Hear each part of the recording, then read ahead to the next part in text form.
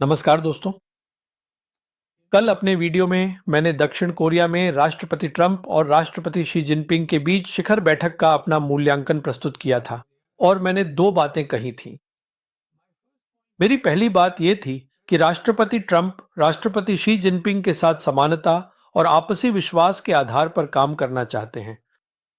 दूसरी बात यह थी कि अमेरिकी युद्ध सचिव पीट हिक्सन उन्होंने कुआलालंपुर में अपने चीनी समकक्ष से मुलाकात की और कहा कि अमेरिका की सेना एशिया प्रशांत क्षेत्र में शक्ति संतुलन बनाए रखना चाहती है और मैंने यह इंगित किया कि अमेरिका की यह शक्ति संतुलन नीति सेना के लिए 2012 में राष्ट्रपति ओबामा द्वारा एशिया की ओर झुकाव पिवट टू एशिया के आदेश के मुकाबले एक बड़ी पीछे हटने वाली बात है, क्योंकि तब से लेकर अब तक अमेरिकियों ने हमेशा कहा है कि एशिया प्रशांत क्षेत्र में उनकी सैन्य शक्ति का उद्देश्य वर्चस्व बनाए रखना है। तो वर्चस्व से शक्ति संतुलन की ओर आना एक पीछे हटना है। और मैंने यह भी कहा था कि कल यानी आज मैं शिखर सम्मेलन की क्षेत्र पर पड़ने वाले प्रभावों के बारे में बात करूंगा। और जिस क्षेत्र की मैं बात कर रहा हूं वह दक्षिण एशिया, पश्चिम एशिया और मध्य एशिया है। ऐसा हुआ कि कल भारत से जुड़ी एक बड़ी खबर आई और चूंकि भारत इस क्षेत्र का एक महत्वपूर्ण सदस्य है, यह उचित है कि मैं पहले इस बड़ी खबर के बारे में बात करूं, उसका विश्लेषण करूं और फिर अगले हफ्ते एक अन्य वीडियो में क्षेत्र के बारे में चर्चा करूं। अब जो यह बड़ी खबर आई थी वह थी पीट हेगसेथ कुआलालंपुर में उन्होंने अपने भारतीय समकक्ष रक्षा मंत्री राजनाथ सिंह से भी मुलाकात की और दोनों नेताओं ने भारत और अमेरिका के बीच 10 साल के रक्षा ढांचे को नवीनीकृत किया। इसका मतलब है कि अब यह रक्षा ढांचा 2035 तक चलेगा और मेरी राय में ऐसा करना एक गंभीर गलती है। यह भारत की बिल्कुल भी मदद नहीं करता, बल्कि वास्तव में भारत को नुकसान पहुंचाता है और मैं समझाऊंगा। आदर्श रूप से भारतीय सरकार को जो करना चाहिए था वह यह कि इस रक्षा ढांचे को नवीनीकृत करने के बजाय इसे अनिश्चित काल के लिए स्थगित कर देना चाहिए था। मैं इसे समझाऊंगा, लेकिन इससे पहले कि मैं ऐसा करूं, दर्शकों को यह बताना जरूरी है कि अमेरिकी सेना ने एशिया पैसिफिक में प्रभुत्व से शक्ति संतुलन तक की यह दूरी कैसे तय की है। अब देखिए, जब अमेरिकियों ने पहली बार एशिया की ओर झुकाव पिवट टू एशिया किया था तो वे वर्चस्व की बात करते थे। उस समय दुनिया एकध्रुवीय थी और अमेरिका एकमात्र शक्ति था। और उस समय भारतीय सोच यह थी कि जब भी भारत और अमेरिका के संबंध घनिष्ठ होते हैं तो चीन भारत को रियायतें देता है। इसका मतलब यह है कि भारत के पक्ष में यह है कि चीन और अमेरिका के संबंध बहुत अधिक गर्मजोशी वाले न हों। इसका एक निष्कर्ष यह है कि भारत अमेरिका के सहारे उभर सकता है। और यह विचार वास्तव में 2005 में आया था, जब तत्कालीन विदेश मंत्री कोंडोलीजा राइस भारत दौरे पर आई थी और उन्होंने सार्वजनिक रूप से कहा कि अमेरिका भारत को एक प्रमुख शक्ति बनने में मदद करेगा। तब से भारतीय इस अवसर के बारे में सोच रहे हैं। जब अमेरिका भारत को हिंद महासागर क्षेत्र में चीन के खिलाफ एक सामरिक भूमिका, एक सैन्य ढाल की भूमिका की पेशकश करेगा, और यह वही बात है जो 2015 में तत्कालीन रक्षा सचिव ऐश कार्टर ने पेश की थी और यही दोनों देशों के बीच 10 साल के रक्षा ढांचे की नींव थी। अब जहां तक प्रभुत्व की बात है, उस समय वास्तव में यह अमेरिका के पुनर्संतुलन के बारे में था और इसके दो घटक थे। इसमें एक सैन्य घटक था जिसे पिवट कहा गया और एक आर्थिक घटक भी था जो था टीपीपी, ट्रांस पैसिफिक पार्टनरशिप। और यही वह तरीका था जिससे अमेरिकियों ने एशिया में पुनर्संतुलन करना और चीन के उदय को रोकना चाहा। अब जहां तक पिवट की बात है, उन्होंने पिवट किया। अमेरिकी संपत्तियों का 60% हिस्सा पीएलए के उदय को रोकने और एशिया प्रशांत क्षेत्र में लाया गया था, लेकिन पेंटागन में एक लगातार चिंता बनी हुई थी। यह एहसास हो गया था कि पारंपरिक युद्ध क्षमता में पीएलए वास्तव में तब तक अमेरिकी सेना के बराबर हो चुकी थी और इसलिए पीएलए के इस लाभ को संतुलित करने के लिए जिसने अमेरिकी सेना की बराबरी कर ली थी, कुछ किया जाना जरूरी था। और इसी कारण 2014 में पेंटागन ने तीसरी ऑफसेट रणनीति की घोषणा की, जो विशेष रूप से चीन के लिए थी। और रणनीति यह थी कि अमेरिकी युद्ध में एआई और स्वायत्तता लाने की जरूरत है, ताकि पीएलए की पारंपरिक युद्ध क्षमता की बढ़त का मुकाबला किया जा सके। लेकिन असल में यह अमेरिका के लिए बिल्कुल भी काम नहीं आया, क्योंकि अमेरिकी ये भूल गए थे कि चीन एक मैन्युफैक्चरिंग देश है। अब जब आप एक मैन्युफैक्चरिंग देश हैं और चीन जैसा देश, तो फिर आपकी अपनी सप्लाई चेन होती है, इंडस्ट्रियल चेन होती है, आपका इकोसिस्टम, पूरा इकोसिस्टम वहां मौजूद होता है दुनिया के लिए मैन्युफैक्चरिंग को सपोर्ट करने के लिए। और उसके साथ साथ क्योंकि आप मैन्युफैक्चरिंग करते आ रहे हैं, तो एक प्रोसेस नॉलेज होता है जो उस मैन्युफैक्चरिंग में शामिल लोगों को मिल जाता है। अब ये बहुत बड़े फायदे हैं, और इसके नतीजे के तौर पर हम जो देखते हैं वो ये है कि शिनजियांग नाम की एक जगह है जिसे चीन की सिलिकॉन वैली भी कहा जाता है। अकेले इस जगह में 3 कंपनियां हैं जो वर्ल्ड लीडर हैं, उन सभी के हेडक्वार्टर यही हैं। उदाहरण के लिए बीवाईडी का हेडक्वार्टर शिनजियांग में है और वे इलेक्ट्रिक वाहनों में वर्ल्ड लीडर हैं। फिर है डीजीआई, डीजीआई कमर्शियल ड्रोन में वर्ल्ड लीडर है। और फिर है हुआवेई, हुआवेई एक टेलीकम्युनिकेशन कंपनी है, और हम जानते हैं कि चीनियों ने दुनिया में सबसे तेजी से 5G रोल आउट किया। तो मैं जो बात कह रहा हूं वो ये है कि जब आप एक मैन्युफैक्चरिंग देश होते हैं एक बड़े बेस के साथ, तो आप हमेशा युद्ध के लिए चीजों को बहुत तेजी से स्केल अप कर सकते हैं। एक ऐसी चीज जिसका अमेरिकी मुकाबला नहीं कर सकते, क्योंकि उनके पास उस स्तर की मैन्युफैक्चरिंग नहीं है। और तो और, जब बात एआई की आई तो चीनी एक बार फिर होशियार साबित हुए। एआई के इस्तेमाल को इनोवेशन के लिए देखने के बजाय, जो कि अमेरिकी कर रहे हैं, चीनियों ने एप्लीकेशंस के लिए एआई पर ध्यान केंद्रित किया। अब जब आप इस डेडली कॉम्बिनेशन को देखते हैं, यानी एप्लीकेशन के लिए एआई और एक मैन्युफैक्चरिंग देश जो चीजों को स्केल अप कर सकता है, तो आप पाते हैं कि आज चीनियों के पास जो है वो ये है कि वे रोबोटिक मैन्युफैक्चरिंग में वर्ल्ड लीडर हैं, और अब वे ह्यूमनॉइड रोबोट्स में भी वर्ल्ड लीडर हैं। ये सब कुछ युद्ध के बारे में है, इसे वहां इस्तेमाल किया जा सकता है। दूसरे शब्दों में, अब हम जिस युद्ध की बात कर रहे हैं वो ड्रोन्स हैं। युद्ध के सभी फिजिकल डोमेन्स में ड्रोन, चाहे वो हवा हो, जमीन हो या समुद्र। और ऐसा कोई तरीका नहीं है कि स्केल अप करने में अमेरिकी चीनियों का मुकाबला कर सकें। और इसलिए अमेरिकियों ने अगला जो सोचा वो अगस्त 2023 में इस बढ़त को कम करने के लिए था। उन्होंने एक योजना बनाई, पेंटागन ने रिप्लिकेटर नामक एक योजना बनाई। और पूरी सोच यह थी कि ऐसे छोटे ड्रोन बनाए जाएं जो सस्ते हों, जिन्हें आसानी से त्यागा जा सके और जो युद्ध के लिए उपयुक्त हों। और योजना यह थी कि भारतीय स्टार्टअप्स का उपयोग करके ये ड्रोन अमेरिकियों के लिए चीन के खिलाफ युद्ध में बनाए जाएं। और वह जाहिर है कभी काम नहीं आया। और हम यह भी जानते हैं कि कम से कम पिछले 2 से 3 वर्षों से कई अमेरिकी जनरल और एडमिरल जिन्होंने ताइवान को लेकर पीएलए के साथ वॉर गेमिंग की है, उन सभी ने बिना किसी अपवाद के यह निष्कर्ष निकाला है कि अमेरिकी उस युद्ध को नहीं जीतते। या तो वे हार जाते हैं या फिर स्थिति बराबरी पर आकर रुक जाती है। अब यह एक समस्या है, क्योंकि भले ही स्थिति बराबरी पर आकर रुक जाए और दोनों देश पारंपरिक युद्ध में उलझ जाएं, तो भी इसे अमेरिका की हार के रूप में देखा जाएगा। सैन्य, इसका मतलब यह होगा कि अब अमेरिका के लिए समय आ गया है कि इंडो पैसिफिक कमांड शायद अपना बोरिया बिस्तर समेट ले, और अमेरिकी ऐसा नहीं करेंगे।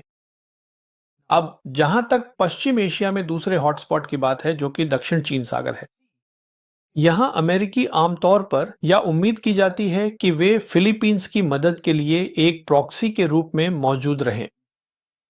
अब यहां इसके लिए पीएलआई के पास ग्रे जोन ऑपरेशंस की काफी क्षमताएं हैं। आज पीएलआई के पास दुनिया की सबसे बड़ी नौसैनिक मिलिशिया है। तो मेरा कहने का मतलब ये है कि यही वह वजह है जिसके चलते आज पीट हेगसेट पीएलआई के खिलाफ प्रभुत्व से संतुलन की ओर उतर आए हैं। अब मैं दूसरे घटक के बारे में बात करता हूं, जो कि आर्थिक घटक है। अब लोग कहते हैं कि राष्ट्रपति ट्रंप ने अपने पहले कार्यकाल में एक गलत काम किया और वह गलत काम राष्ट्रपति ओबामा का था। 2 साल की बातचीत के बाद उन्होंने टीपीपी को एशिया पैसिफिक क्षेत्र में लाया, लेकिन राष्ट्रपति ट्रंप ने अपने पहले कार्यकाल में सबसे पहले जो किया वह था टीपीपी ट्रांस पैसिफिक पार्टनरशिप से बाहर निकलना। अब मेरी राय में चीन के बिना टीपीपी का कोई मतलब नहीं था। तो ट्रंप ने क्या किया?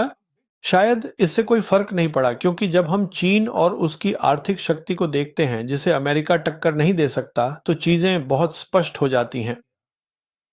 आज देखिए, उनके पास 11 सदस्यीय आसियान राष्ट्र हैं। इस समूह का सबसे बड़ा व्यापारिक साझेदार चीन है और इनका वार्षिक व्यापार लगभग $1 ट्रिलियन के करीब है। और अब हमें पता चला है कि चीनियों ने फिर से एफटीए यानी फ्री ट्रेड एग्रीमेंट को अपग्रेड किया है, जिसमें अब वे चौथी औद्योगिक तकनीक के अनुप्रयोगों को एशियान देशों में लागू करने की योजना बना रहे हैं। फिर है आरसीईपी, जो दुनिया का सबसे बड़ा समूह है और इसमें वे 15 एशिया पैसिफिक देश शामिल हैं और चीन इसमें ठीक बीच में स्थित है। फिर हम देखते हैं कि अमेरिका के सहयोगी जापान और दक्षिण कोरिया, उन्होंने चीन के साथ अपना द्विपक्षीय व्यापार किया है। तो मेरा जो मुख्य बिंदु है वह यह है कि पूर्वी एशिया और दक्षिण पूर्वी एशिया की बात करें तो चीन वास्तव में आर्थिक रूप से इस क्षेत्र पर हावी है। तो इन्हीं सभी कारणों से अमेरिकियों ने अब अपने रुख में नरमी दिखाई है। अब भारत की बात करें तो देखिए, जब भारत ने पहला रक्षा ढांचा समझौता किया था वह 2015 में था और उस समय पारंपरिक सोच के अनुसार दुनिया एकध्रुवीय थी। पारंपरिक सोच यह है कि दुनिया 2017 में बहुध्रुवीय बनी जब ट्रंप प्रशासन आया और उसने हुआवे पर प्रतिबंध लगाना शुरू किया। व्यापार युद्ध शुरू हो गया। हालांकि मेरी सोच, मेरा आकलन थोड़ा अलग है।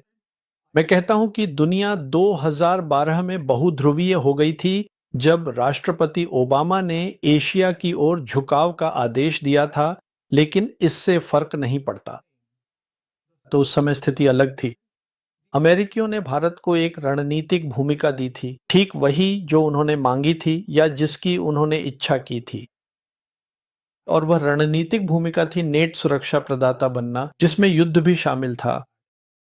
हिंद महासागर क्षेत्र में यानी अमेरिका के लिए चीन के खिलाफ सैन्य ढाल बनना। और फिर हम जानते हैं कि क्वाड को पुनर्जीवित करने वाले राष्ट्रपति ट्रंप थे और फिर निश्चित रूप से बाइडेन प्रशासन ने इसे एक उच्च स्तर पर ले गया। अब क्योंकि भारत अमेरिका का हिस्सा बन गया था इंडो पैसिफिक कमांड में, तो इसे सहयोग देने के लिए, जैसा कि मैंने कहा, भारत की एक युद्धक भूमिका थी। साथ ही हिंद महासागर क्षेत्र में भी तो दो चीजें की गई। एक ये कि भारतीय नौसेना ने फ्यूजन सेंटर खोला और हिंद महासागर क्षेत्र के फ्यूजन सेंटर के हिस्से के रूप में सभी खुफिया जानकारी एकत्रित और फ्यूज की जाती थी, जिसमें सभी मित्र देशों के लेजन अधिकारी शामिल थे। और इसके लिए भारत ने मूल रूप से अपने कार्य के लिए अमेरिकी P-8I विमान भी खरीदे। देखिए, भारत ने पैसे खर्च किए, लेकिन वह अलग बात है। फिर पहले से ही योजनाएं हैं कि सबमरीन केबल्स बिछाई जाएंगी और यह एक मेटा कंपनी द्वारा संचालित किया जाएगा, ताकि सारी खुफिया जानकारी और सूचना जो भेजी जाती है वह साइबर सुरक्षित रहे। फिर हम जानते हैं, अप्रैल 2024 में भारत ने अमेरिका के साथ एक समझौता किया जो नौसैनिक जहाज़ों की मरम्मत के लिए था, जिसमें पनडुब्बियां भी शामिल थीं। इसका मूल अर्थ यह था कि हिंद महासागर क्षेत्र में मौजूद कोई भी अमेरिकी नौसैनिक जहाज या पनडुब्बी भारतीय शिपयार्ड्स की सुविधाओं का उपयोग कर सकती है और वे शिपयार्ड्स के साथ एक से एक द्विपक्षीय समझौते कर सकते हैं, चाहे वे सार्वजनिक हों या निजी। और जाहिर है, यह सुविधा क्वाड नौसेनाओं को भी दी जाती। फिर हम जानते हैं कि भारत के सैन्य संपर्क अधिकारी 3 अमेरिकी commands, Indo Pacific command, Africa command और सेंट्रल कमांड में तैनात है। और फिर हम यह भी जानते हैं, अमेरिका से बहुत सारा हार्डवेयर खरीदा गया है, प्लेटफॉर्म्स खरीदे गए हैं और कुछ तकनीक भी अमेरिका से आई है, लेकिन अमेरिका तकनीक साझा करने में हमेशा बहुत झिझकता रहा है। जहां तक भारत का सवाल है, क्योंकि वे कभी ऐसा नहीं करते और फिर भारत ने अमेरिकियों के साथ सबसे ज्यादा सैन्य अभ्यास किए हैं। तो पूरी सोच यही रही है कि हार्डवेयर खरीदो, अभ्यास करो और इंटरऑपरेबिलिटी सामंजस्य बनाओ। लेकिन एक बड़ी अड़चन हमेशा तकनीक के हस्तांतरण की रही है, जो वास्तव में अमेरिकियों से नहीं आई है। अब जो हम देख रहे हैं वह यह है कि दुनिया बदल गई है। आज 2025 में अमेरिका सुपर पावर नहीं है। अब तीन महाशक्तियां हैं, एक है अमेरिका, एक है चीन और एक है रूस। असल में राष्ट्रपति ट्रंप की पूरी विदेश नीति, जिसे मैंने अपने पिछले वीडियो में समझाया था, इन्हीं तीन महाशक्तियों और उनके आपसी संबंधों के इर्द गिर्द घूमती है। और फिर हम ये भी जानते हैं, चीन के उदय के कारण दुनिया का केंद्र बिंदु ट्रांस अटलांटिक से एशिया पैसिफिक क्षेत्र की ओर स्थानांतरित हो गया है, जो हमारा क्षेत्र है। और भारत यहां केंद्रीय भूमिका निभाता है। भारत एक वैश्विक दक्षिण राष्ट्र है, हम ये सारी बातें जानते हैं। अब यह विश्लेषण करने के बजाय कि क्या हो रहा है और दूसरी ट्रंप प्रशासन के खुलासा करने का इंतजार करने के बजाय, या ये देखने के बजाय कि वह अपनी विदेश नीति के साथ क्या करना चाहता है, भारत ने जो किया वह यह था कि अमेरिकियों के साथ बैठने की इतनी बेचैनी थी। मुझे यह कहते हुए खेद है कि ट्रंप का 20 जनवरी को शपथ ग्रहण हुआ और 13 फरवरी को भारतीय प्रधानमंत्री व्हाइट हाउस में थे और दोनों देशों ने सर्वोच्च स्तर पर संयुक्त बयान पर हस्ताक्षर किए। और संयुक्त बयान में सबसे महत्वपूर्ण बात यह है कि भारत ने अमेरिका के प्रति प्रतिबद्धता जताई है। इसका मतलब है कि द्विपक्षीय व्यापार जो आज 130 से 129 अरब डॉलर के बीच है, उसे 5 वर्षों में यानी 2030 तक 500 अरब डॉलर कर दिया जाएगा, जिसका अर्थ है कि भारत ग्रीन टेक्नोलॉजी, बड़ी टेक्नोलॉजी, सैन्य उपकरण, ऊर्जा, अंतरिक्ष से जुड़े मुद्दे आदि सब कुछ अमेरिका से ही खरीदेगा। दूसरे शब्दों में, जब आप इतनी बड़ी प्रतिबद्धता जताते हैं, तो इसका मतलब है कि अमेरिकी आप पर लगातार दबाव डालते रहेंगे। मैं उस रक्षा ढांचे की बात नहीं कर रहा हूं जिसे नवीनीकृत किया गया है। सिर्फ उनसे उपकरण खरीदने की बात है और हमारे पारंपरिक साझेदार यानी रूस के पास न जाने की बात है। फिर हम जानते हैं कि अब भारत की कोई रणनीतिक भूमिका नहीं रह गई है। जैसा कि मैंने कहा, ट्रंप प्रशासन, दूसरा ट्रंप प्रशासन केवल शक्ति संतुलन को देख रहा है और शक्ति संतुलन सबसे पहले एक विशेष क्षेत्र में बनाना होता है। तो यह सही है। उनके दृष्टिकोण से हिंद महासागर क्षेत्र में भारत के लिए उनकी कोई रणनीतिक भूमिका नहीं है, क्योंकि अमेरिका भी चीन के साथ घनिष्ठ संबंध बनाने पर विचार कर रहा है। इसे भी ध्यान में रखना होगा। तो अब क्वाड खत्म हो गया है, कोई भी इसे देख सकता है। और यदि कोई संदेह बचा है तो यह भारतीयों को तब स्पष्ट हो जाना चाहिए था जब ट्रंप ने अपने करीबी विश्वास पात्र को नियुक्त किया था। सर्गी गोर को अमेरिका का भारत में राजदूत नियुक्त किया गया और पहली बार ऐसा हुआ कि अमेरिका ने भारत में अपने राजदूत को एक अतिरिक्त जिम्मेदारी दी। दक्षिण एशिया और मध्य एशियाई गणराज्यों के लिए विशेष दूत होने की, और मेरी राय में उनकी रणनीतिक भूमिका दक्षिण एशिया और मध्य एशियाई गणराज्यों के लिए विशेष दूत की ही होगी। और जहां तक अमेरिका में उनकी स्थिति की बात है, राजदूत की बात करें तो अमेरिका ने भारत को कोई रणनीतिक भूमिका नहीं दी है। तो बात यह है कि सरकार इन सभी बातों से अवगत है। इसीलिए मुझे यह सुनकर काफी हैरानी हुई कि रक्षा मंत्री राजनाथ सिंह ने रक्षा ढांचे के नवीनीकरण के समय यह कहने की हिम्मत की कि भारत इंडो पैसिफिक क्षेत्र में नियम आधारित व्यवस्था की रक्षा करेगा। मुद्दा यह है कि नियम आधारित व्यवस्था है कहाँ? यह एक अमेरिका आधारित व्यवस्था थी। अमेरिका ने नियम बनाए थे और जहां तक राष्ट्रपति ट्रंप की बात है, वे मेक अमेरिका ग्रेट अगेन की ओर लौट गए हैं। वे अमेरिका को फिर से महान बनाने और अमेरिकी शक्ति को बढ़ाने के लिए पीछे हट गए हैं। यही वह कर रहे हैं। तो अब कोई नियम नहीं है, नए नियम बनाने होंगे, उन्हें बनाना पड़ेगा। और यही इस नई वैश्विक शासन व्यवस्था के बड़े कार्यों में से एक है, जिसके बारे में मैं लगातार बात करता हूं, जिसे रूस और चीन समर्थन दे रहे हैं और भारत भी इसका एक महत्वपूर्ण हिस्सा है। यह एक ग्लोबल साउथ राष्ट्र है। मैं समझ नहीं पाया कि भारतीयों ने एक बार फिर हस्ताक्षर करके ऐसा क्यों चुना है। मेरा मतलब है, पहले आपने 13 फरवरी के उस बयान पर हस्ताक्षर करके गलती की और अब आप इस रक्षा ढांचे को फिर से नवीनीकृत कर रहे हैं, तो मैं समझ नहीं पा रहा हूं कि हम अमेरिकियों के G7 जैसे एक अधीन राष्ट्र क्यों बनना चाहते हैं। और अगर मैं आखिरी बात कहूं, तो राष्ट्रपति ट्रंप ने दुनिया की कई राजधानियों से भारत के प्रधानमंत्री को निशाना बनाया है, उनका अपमान किया है और यह 1.4 अरब भारतीयों का भी अपमान है। तो मेरे हिसाब से जो एकमात्र कारण है कि इतनी सारी घटनाओं के बाद भी इस रक्षा ढांचे को नवीनीकृत किया गया है, वह सिर्फ आलस्य और कल्पना की कमी है। ये देश की कोई मदद नहीं करता और न ही भारतीय सेना को मजबूत बनने में सहायता करता है। बहुत बहुत धन्यवाद।